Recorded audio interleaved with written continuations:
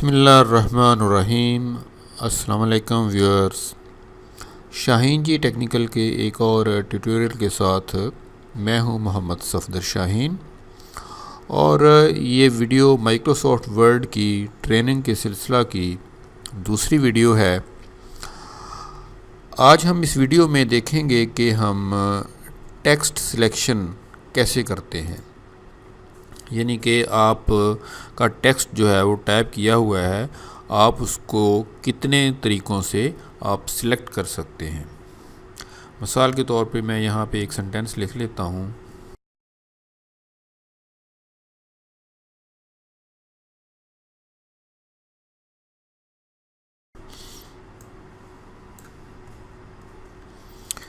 ये मैंने एक छोटा सा सेंटेंस एक लिख लिया है कि I am Mohammad Safdar Shaheen, I live in Pakistan.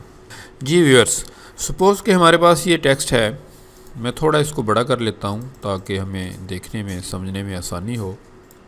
अब मैं आपको बताता हूँ कि हम इसे कितने तरीक़ों से सिलेक्ट कर सकते हैं।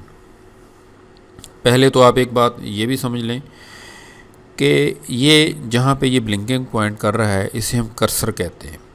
मसलन अब ये कर्सर यहाँ पे है, मेरा जो माउस है वो आपको आई की तरह नज़र आ रहा होगा। जहाँ मैं इसे क्लिक करूँगा वहाँ पे कर्सर आके ब्लिंक करना शुरू कर देता है, यानी कि ये मेरा पॉइंटर कर्सर को कहीं भी किसी भी जगह पर इन बिटवीन टेक्स्ट या आखिर में या शुरू में जहाँ भी हम चाहें इसको ये पुट कर सकता है। और स्टार्ट की जो पोजीशन होती है लाइन के बिल्कुल स्टार्ट की, उसे हम होम कहते हैं, और जो बिल्कुल एंड की पोजीशन होती है उसे हम एंड कहते हैं। कीबोर्ड के ऊपर दो कीज़ होती हैं, होम और एंड की। अगर मैं अब मेरा कर्सर जो है वो देखें कि मूव कर रहा है एंड के ऊपर, यानी कि लाइन के एंड के ऊपर। अगर मैंने होम पे आना हो तो मुझे माउस को ज़रिए यहाँ आके क्लिक करने की ज़रूरत नहीं है, या अगर मैं होम पे हूँ तो मुझे यहाँ पे आके क्लिक करने की ज़रूरत नहीं है। मेरे पास इसके अल्टरनेट कीज़ डायरेक्ट कीबोर्ड के ऊपर आपके मौजूद हैं, जिनके नाम होम और एंड रखे हुए हैं। होम की जिन लोगों के पास लैपटॉप है या कीबोर्ड है, उनके जो नम पैड होता है उसके ऊपर होती हैं, टॉप के ऊपर होती हैं लैपटॉप्स में मोस्टली, और कीबोर्ड्स में जो दरमियान में एरो कीज़ होती हैं उनके ऊपर डेल की के साथ होम और एंड की जो है वो मौजूद हैं। अब देखें यहाँ मैं एंड पे हूँ, मैंने होम पे जाना है, मैं होम प्रेस करूँगा तो मैं होम पे आ गया, मैंने एंड प्रेस किया तो मैं एंड पे चला गया। इसी तरह अगर मैं कहीं दरमियान में हूँ, फ़र्ज़ करें कि मैं यहाँ पे हूँ, यहाँ से अगर मैंने होम पे जाना है, यहाँ से ही मुझे ये होम पे ले जाएगा। अगर मैं इसी जगह से एंड पे जाना चाहता हूँ, मैं एंड की प्रेस करता हूँ तो ये मुझे एंड पे ले जाएगा। ये है नॉर्मल प्रेसिंग, जो हम नॉर्मल की प्रेस करते हैं। इसी तरह अगर मैंने होम पे जाना है या मैंने पाकिस्तान लफ्ज़ के मैं एंड पे हूँ, मैंने शुरू में आना है, तो मैं लेफ़्ट एरो की से अपने कर्सर को 1 बाय 1 करके उसको मूव करवा सकता हूँ। आप जितनी दफ़ा प्रेस करेंगे वो उतने ही लेटर टू लेटर वो मूव करता हुआ बैक साइड को जा रहा है, जिनके लेफ़्ट साइड को जा रहा है। इसी तरह अगर मैं दाएं साइड वाला कर्सर प्रेस करूँगा तो वो आगे को जाएगा, लेफ़्ट साइड वाला प्रेस करूँगा तो वो पीछे को आएगा। ये है इसकी नॉर्मल मूवमेंट है। इसी तरह अगर मैं कंट्रोल की को दबा लूँ, कंट्रोल की को दबाने के बाद अगर मैं एरो की प्रेस करूँगा, फिर ये वर्ड टू वर्ड, यानी कि पूरा मोहम्मद जो है इसको ये क्रॉस करके सफदर पे आ गया। फिर मैंने कंट्रोल एरो प्रेस किया, शाहीन पे आ गया। फिर मैंने कंट्रोल एरो प्रेस किया तो वो फ़िक्रे के एंड पे आ गया। इसी तरह अगर बैक करूँगा तो इसी तरतीब से ये कंट्रोल को प्रेस करके ये वर्ड टू वर्ड जाएगा, कंट्रोल के बगैर लेटर टू लेटर, कंट्रोल के साथ वर्ड टू वर्ड। अब हमने इस वीडियो में सीखना ये है, ये तो मैंने आपको कर्सर की मूवमेंट्स के बारे में बताया है, ये बहुत ज़्यादा काउंट करती हैं। बिकॉज़ अगर आप इन बुनियादी बातों को नहीं समझ रहे होंगे तो आप इसको डीपली समझने में ज़रा आपको दिक्कत होगी, क्योंकि बहरहाल इन बातों को आपने समझना तो है। तो यहाँ पे काउंटेबल बात ये है कि यही कुछ जो मैं कर रहा हूँ बग़ैर शिफ्ट की के कर रहा हूँ नॉर्मल कीज़ के साथ। अगर मैं शिफ्ट की प्रेस कर लूँ तब मैं एरो की को जो फॉरवर्ड एरो है उसको प्रेस करूं तो ये देखें ये सिलेक्ट होता हुआ आगे जा रहा है लेटर टू लेटर, क्योंकि मैंने कंट्रोल को प्रेस नहीं किया हुआ, सिर्फ मैंने शिफ्ट को प्रेस किया है। ये लेटर टू लेटर यानी कि एक एक हरफ को आगे क्रॉस करता हुआ जा रहा है। जहाँ पे मैं छोड़ दूंगा ये रुक जाएगा। शिफ्ट भी मैंने हटा दी, हाथ भी मैंने हटा लिया कीबोर्ड से, तो इतना एरिया जो है वो सिलेक्ट हो गया है। इसी तरह अगर मैं एंड पे हूँ, मैं शिफ्ट की प्रेस करने के बाद होम की प्रेस करूँगा तो इसने पूरी लाइन को सिलेक्ट कर लिया। शिफ्ट प्रेस नहीं करता तो कर्सर अकेला होम पे आ जाता, ये सिलेक्शन ना होती। इसी तरह अगर मैं होम पे मौजूद हूँ, मैं शिफ्ट दबाकर अगर एंड की प्रेस करूँगा तब भी ये पूरी लाइन को सिलेक्ट कर लेगा, यानी कि होम से एंड की तरफ या एंड से होम की तरफ अगर हम शिफ्ट के साथ होम और एंड की को यूज़ करेंगे तब ये सिलेक्शन ले लेगा। अगर हम शिफ्ट की नहीं प्रेस करेंगे तो सिर्फ कर्सर की मूवमेंट होगी, सिलेक्शन नहीं होगी। इसी तरह अगर मैं दरमियान में हूँ, सपोज़ कि मैं शाहीन के बिल्कुल यहाँ पे स्टार्ट में हूँ, एस के साथ हूँ, मैं शिफ्ट की दबाऊँगा और एंड की दबाऊँगा तो यहाँ से आगे जो एंड तक है वो सिलेक्शन हो जाएगी। इसी तरह अगर मैं यहीं पे मौजूद हूँ और मैं शिफ्ट के साथ होम प्रेस करूँगा तो ये यहाँ से पीछे होम तक का एरिया जो है उसको सिलेक्ट कर लेगा। इसी तरह अगर मैंने पूरी लाइन को सिलेक्ट करना है, जैसे मैं अगर होम पे हूँ तो मैं अपना शिफ्ट के साथ एंड की प्रेस करके लाइन को सिलेक्ट कर लेता हूँ। लेकिन पूरी लाइन को सिलेक्ट करने का एक तरीका ये भी है कि अगर आप उस लाइन के साथ उसके मार्जिन एरिया में आ जाएं, यहाँ पे आ जाएं, जहाँ देखें अब मेरा जो पॉइंटर है उसने एरो की शक्ल इख्तियार कर ली है।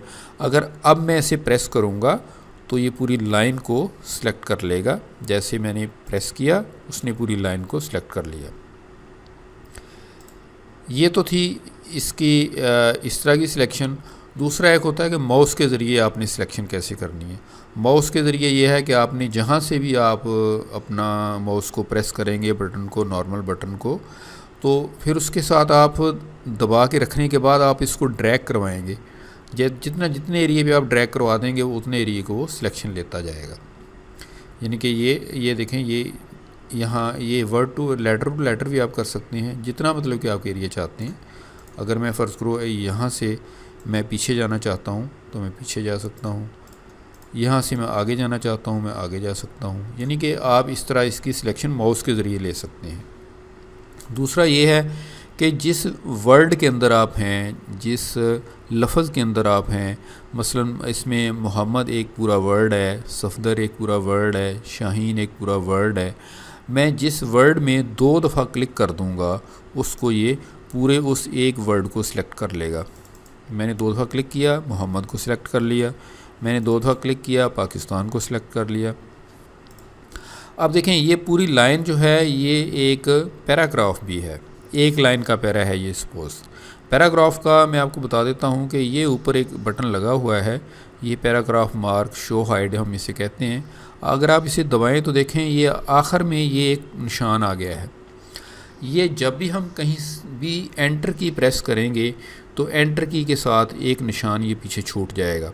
इसका मतलब होगा कि यहाँ भी हमारा पैरा ख़त्म हो गया, हमने नया पैराग्राफ शुरू करना है। चाहे वो पैराग्राफ 1 लाइन का हो, 2 लाइन का हो, 10 लाइन का हो, जितनी भी लाइनों का हो, इससे इसका कोई तल्लुक़ वास्ता नहीं है। जहाँ भी आप एंटर की करेंगे ये निशान छूट जाएगा। ये प्रिंटेबल नहीं होता, आप इसको यहाँ से हाइड भी करवा सकते हैं। जहाँ से हमने इसको शो करवाया हम इसको दोबारा से हाइड करवा लेते हैं। तो अगर मैं 3 क्लिक्स दूंगा तो ये एक पूरे पैरे को सिलेक्ट कर लेगा। 1 2 3 मैंने 3 क्लिक्स दी, ये पैरा पूरे का पूरा सिलेक्ट हो गया। अब ये पैरा चाहे अब 10 लाइनों का है या 5 लाइनों का है, इससे इस बात का कोई तल्लुक़ वास्ता नहीं है। मैं सपोज़ आपको इसकी लाइनें बढ़ाकर दिखा देता हूँ कि ये बकिया लाइनों के साथ ये क्या करेगा। अब अगर आप इसको मैं शो हाइड करवाऊँ, देखें ऊपर वाली लाइन्स में कहीं भी आपको पैराग्राफ मार्क नज़र नहीं आ रहा, सिर्फ आखिरी लाइन में ये मार्क नज़र आ रहा है। यहाँ अगर मैं किसी जगह पर भी, किसी भी इस पूरे पैराग्राफ में किसी भी जगह पर अगर मैं 3 क्लिक्स दे दूँगा तो ये पूरे के पूरे पैराग्राफ को सिलेक्ट कर लेगा।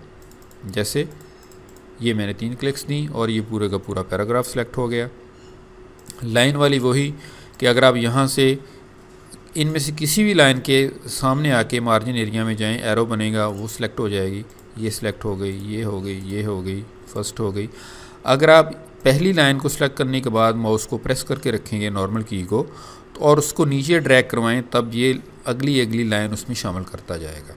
ये भी इसका एक सिलेक्शन का तरीका है, यानी कि आखिरी लाइन से आप पीछे भी आ सकते हैं या किसी इंडिविजुअल लाइन से आगे जा सकते हैं। तो ये हैं इसके मुख्तलिफ़ तरीके जिनके ज़रिए हम किसी भी टेक्स्ट एरिए को सिलेक्ट करते हैं। बग़ैर सिलेक्शन के हम कुछ भी नहीं कर सकते। हमें कुछ भी करने के लिए पहले मखसूस टेक्स्ट को या किसी पैराग्राफ को हमें टारगेट करना पड़ता है, उसके बाद ही उसके ऊपर जो दूसरी कमांड्स हैं वो काम करती हैं। ये वीडियो मैंने आपको सिर्फ ये बताने के लिए बनाई है कि हम कौन से डिफरेंट तरीक़ों से टेक्स्ट को सिलेक्ट कर सकते हैं। आइंदा आने वाली वीडियोस में हम इस पे शॉर्टली बात करेंगे, लेकिन डिटेल अब मैंने आपको इसमें बता दी है। ये बहुत ही इम्पोर्टेंट वीडियो है, ख़ास तौर पे ज़ाहिर बात है मैं ये सोचकर ये वीडियो बना रहा हूँ कि जो बिल्कुल भी वर्ड को नहीं जानते उन लोगों को मैंने टीच करना है।